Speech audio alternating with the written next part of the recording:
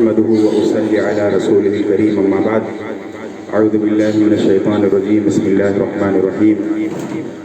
یا ایھا الذین آمنوا ادخلوا فی السلم کافۃ۔ عزیز بچوں، علماء کرام اور مہمانان اعظام، آج کی یہ خصوصی نشست جو ہمارے درمیان منعقد ہے، اس کی مناسبت یہ ہے کہ اس ملک میں آزادی کے بعد قانونی نظام نافذ کیا گیا۔ اس ملک کو آزاد کیا گیا، آزاد کرنے کے بعد اس کو ایک قانون کے دائرے میں باندھا گیا۔ ظاہر سی بات ہے، گھر کو چلانے کے لیے بھی کچھ قانون ہوتے ہیں، ماحول کو چلانے کے لیے، معاشرے میں امن و سکون کو برقرار رکھنے کے لیے قانونی نظام ہوتا ہے۔ اسی طریقے سے ملک کو چلانے کے لیے، ملک کے نظام کو مستحکم کرنے کے لیے اس کو قانون کے دائرے میں باندھنا یا قانونی ضابطے میں باندھنا ضروری ہے۔ اسی لیے آپ نے سنا کہ سن 1950 سے ہمارا ملک ایک آئین کے تحت زندگی گزارتا ہے۔ ہمارا ایک قانونی نظام ہے، ایک کانسٹیٹیوشن ہے جس کے تحت ہم زندگی گزارتے ہیں۔ یہ ہماری زندگی کا ایک پہلو ہے، لیکن میں آپ کے سامنے زندگی کا دوسرا پہلو جو ہمارے لیے سب سے زیادہ اہم اور سب سے زیادہ قیمتی ہے، وہ یہ کہ اس ملک کے قانون کے ساتھ ساتھ ہمارے سامنے اللہ کا قانون بھی ہے۔ اس ملک کے قانون کے ساتھ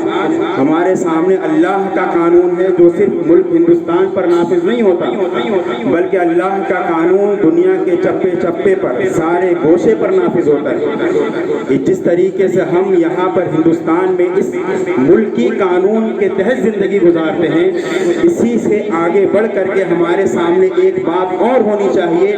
کہ ملک کے قانون کے دائرے میں رہتے ہوئے ہمیں سب سے زیادہ پابند اللہ رب العالمین کے قانون کا بننا ہے۔ اللہ رب العالمین کے قانون کا جو پابند ہوگا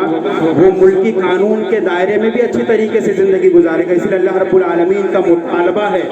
ہر انسان سے، یا ایھا الذین آمنوا ادخلوا فی السلم کافۃ، اے ایمان والو تم اسلام میں مکمل طریقے سے داخل ہو جاؤ، مکمل طریقے سے اللہ کے نظام کو، اللہ کے قانون کو قبول کرو، اس کے پابند بن کر کے اپنی زندگی کو گزارو۔ اگر ایک انسان اللہ کا پابند بن کر، اللہ کے قانون کا پابند بن کے زندگی گزارے گا تو اس کی دنیاوی زندگی بھی سنورے گی اور اس کی آخرت بھی سنورے گی۔ اسی لیے کہ ہمارا یہ عقیدہ ہے، اللہ رب العالمین نے جو اپنے کلام مقدس کے اندر بیان فرمایا کہ وَمَنْ أَصْدَقُ مِنَ اللَّهِ حَدِيثًا، اللہ رب العالمین سے اچھی بات کس کی ہو سکتی ہے؟ جب اللہ سے اچھی بات کسی کی نہیں ہو سکتی تو اللہ سے اچھا قانون بھی کسی کا نہیں ہو سکتا، اللہ سے اچھا نظام بھی کسی کا نہیں ہو سکتا۔ اور اللہ رب العالمین نے زندگی گزارنے کا جو نظام